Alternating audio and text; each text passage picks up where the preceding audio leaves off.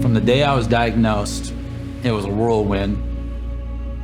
I was diagnosed at 11:30 at night at the emergency room. By 8 o'clock the next day, I was meeting with an oncologist. He told me I only had 2 years to live.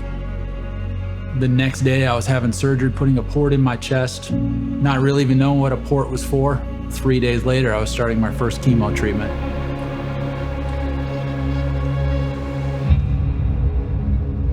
My name is Bob Engstrom, and I've been happily married with my wife, Lisa. We have 2 older children that have since moved out of the house. I've got 5 grandkids through my daughters, and then we were led to adopt. We have 2 adopted boys, Nathan, who's 12, and Jacob, who's 9, so they're still at the house. And through my journey, obviously one of the hardest things to do was to talk to my kids about what's going on in my body.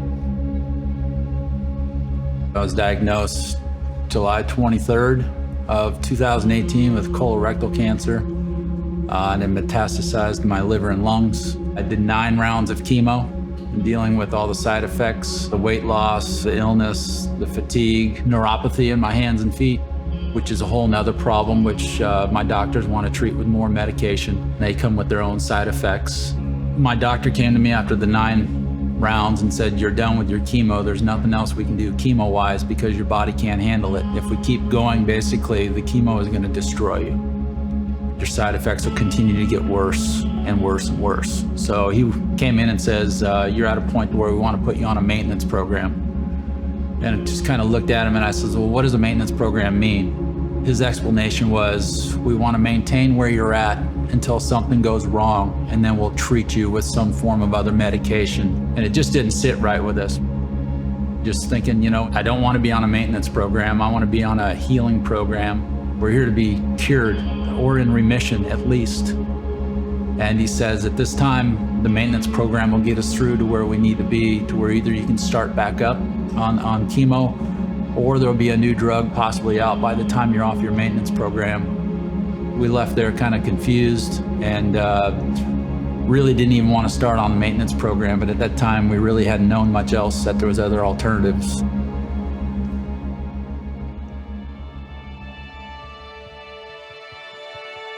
My wife is my researcher, and at that time my wife had been researching alternative options, and between seeing Dr. Tony online, the whole Truth About Cancer series, and the testimonials, Hope4Cancer just kept coming back up.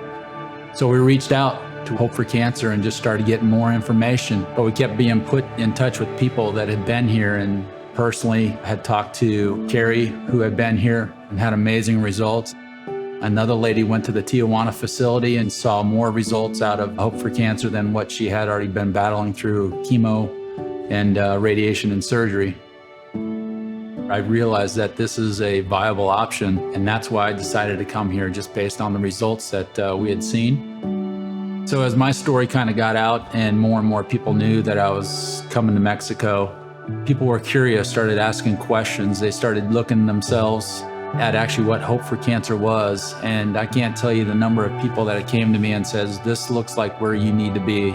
And they've seen what I've been through the last 10 and a half months. And between my church and family and friends, they raised the entire amount of money for me to be able to be here. Coming here, I was a little scared the first day. Walked into the facility and I could just feel, there is a certain spirit here that you don't get it going to a regular hospital. I'm at a big hospital in Arizona, and I've never had that feeling there. I'm greeted every day with a hug at the door. I've never once been hugged at my clinic in Arizona. And there's a fellowship here.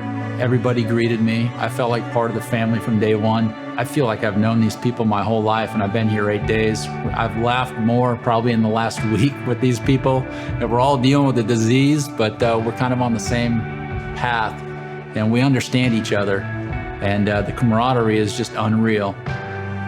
The doctors here, I have never had a doctor out of my 10 and a half months be as thorough as my doctor was. He sat there for over an hour and went over my blood work with me and told me exactly what was going on in my body.